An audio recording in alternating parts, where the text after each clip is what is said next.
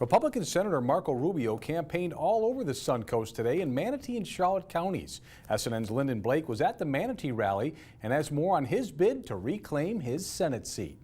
Despite being soundly defeated during the GOP presidential primaries by Donald Trump, Marco Rubio shared why he voted for the Republican standard bearer. I'm not voting for Hillary Clinton. He shared what happens if he doesn't retain his U.S. Senate seat. It would mean losing the majority in the United States Senate. And why his opponent, Democrat U.S. Congressman Patrick Murphy, isn't qualified for the Senate job. This is a guy who's been there for 4 years in the United States Congress, has never passed a law, not even a ceremonial law. Rubio rallied voters at Mixon Farms during the early voting period 1 week before the big election.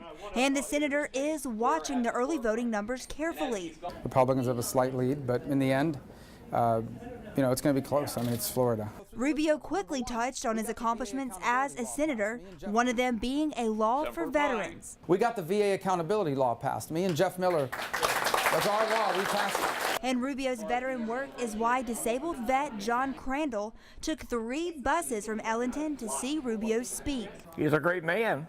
I want to tell him the veterans are supporting him. Rubio jumped back in the Senate race to defeat Murphy.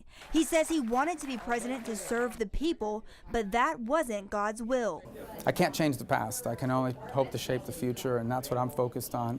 I'm excited about the chance to hopefully return to the Senate. We have a lot of things we think he can get done over the next 6 years, and that's what I'm focused on entirely. Reporting in Manatee County, Lyndon Blake, SNN, the Suncoast News Network. Rubio also said at the rally he supports the FBI's decision to reopen Hillary Clinton's email investigation.